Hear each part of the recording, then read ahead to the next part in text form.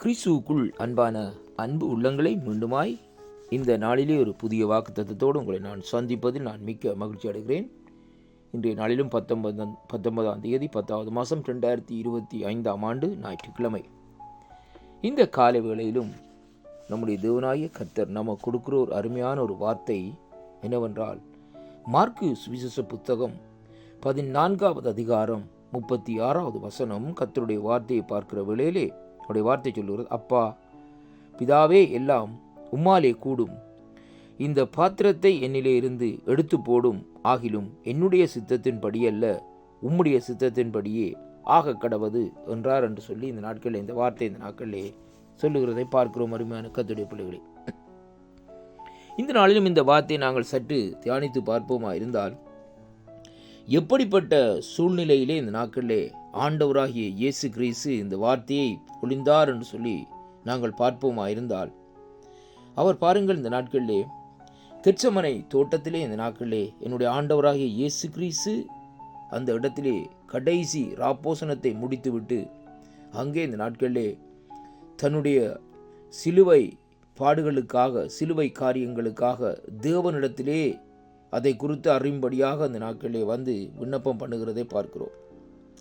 பாருங்கள், அவர் அந்த இடத்திலே பாருங்கள் சீசர்களை நோக்கி சொன்னார். அந்த நாட்களிலே சீசர்களை நோக்கி நீங்கள் ஜெபம் பண்ணுங்கள், இங்கே உட்காருங்கள் என்று சொல்லிவிட்டு அவர் தனித்து போய் கெத்செமனை தோட்டத்திலே இந்த நாட்களிலே அவர் வியாகுலப்பட்டு தன்னுடைய ஆத்துமா மரணத்துக்கு ஏதுவான துக்கம் கொண்டிருக்கிறது என்று சொல்லி இந்த நாட்களிலே விழித்திருங்கள் என்று சொல்லிவிட்டு இந்த நாட்களிலே ஜெபம் பண்ணுகிறதை பார்க்கிறோம்.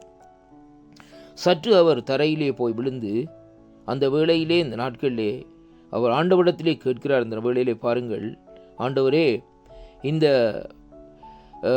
தன்னை அதாவது தன் சமூகத்திலே வைத்து இந்த நாட்களை கேட்கிறார். நீங்கள் அதாவது இந்த பாத்திரம் என்னை விட்டு நீங்க கூடுமா இருந்தால் இந்த நாட்களிலே அது நீங்கட்டும், அது என்னுடைய சித்தத்தின்படி அல்ல, உம்முடைய சித்தத்தின்படியே ஆக கடவதென்று சொல்லி இந்த நாட்களை ஜெபம் பண்ணுகிறதை பார்க்கிறோம். அருமையான அன்பு சகோதரனே, சகோதரி, இந்த நாட்களிலே நாங்கள் இந்த பகுதியை சற்று இந்த நாட்களிலே சிந்தித்து பார்ப்போமா இருந்தால், இதை நமக்கே இந்த காரியத்தை எடுத்துக்கொள்வோமா இருந்தால், ஆண்டவருடைய சமூகத்திலே நாங்கள் ஜெபம் பண்ணுகிற வேளையிலே, பிதாவே எல்லாம் உம்மாலே கூடும், இந்த பாத்திரத்திலிருந்து அதாவது எடுத்து போடும், ஆகிலும் என்னுடைய சித்தத்தின்படி அல்ல, உம்முடைய சித்தத்தின்படியே ஆக கடவதென்று சொல்லி ஆண்டவராய் இயேசு கிறிஸ்து வேண்டது போல நாங்கள் ஒரு ஜெபங்களை ஏறெடுக்க வேண்டிய நிலைப்படுகிற வேளையிலேயே ஆண்டவருடைய சித்தத்தின்படி அந்த ஜெபங்கள் நிறைவேற வேண்டும் என்று சொல்லி இந்த நாட்களிலே நாங்கள் கேட்க வேண்டும். அருமையான அன்பு பிள்ளைகளே, இன்றைக்கு சில வேளைகளிலே ஒரு பொருட்களை வேண்டுகிறோம், அல்லது இந்த நாட்களிலே ஒரு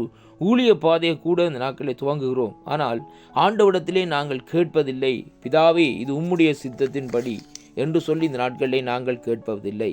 நாங்கள் என்ன சொல்லுகிறோம், அது ஆண்டவரே இந்த நாட்களே உமக்கு சித்தம் உண்டு, நான் இதை செய்வேன் என்று சொல்லி இந்த நாட்களிலே நாங்களே அந்த காரியத்துக்கு ஒரு முடிவை கொண்டு வருகிறதை பார்க்கிறோம்.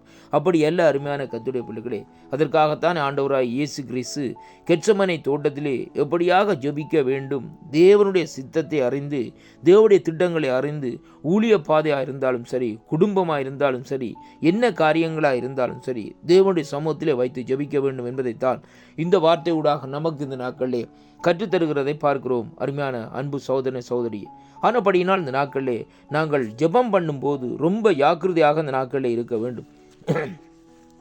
ஆண்டவருடைய சித்தம், பிதாவுடைய சித்தம் இல்லாதபடி ஆண்டவர் அதை செய்வார் இதை செய்வார்னு சொல்லி உடனே இந்த நாட்களிலே நாங்கள் சொல்லி ஜெபம் பண்ணுவதில்லை.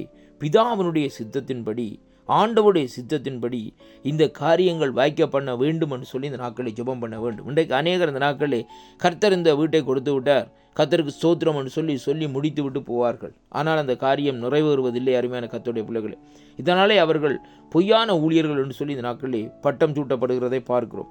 ஆண்டவரே, கர்த்தருக்கு சித்தமானால் அவருடைய கரத்தாலே வாய்க்கும், அவருடைய சித்தத்தின்படி இந்த நாட்களிலே ஆக கடவதென்று சொல்லி நாங்கள் ஜெபம் பண்ணி ஒரு காரியத்தை முடிப்போமா இருந்தால் தேவனுடைய சித்தம் இந்த நாட்களிலே விளங்கும் என்பதைத்தான் இன்றைக்கு நாங்கள் பார்க்க வேண்டும். சாராளை எடுத்து பாருங்கள்.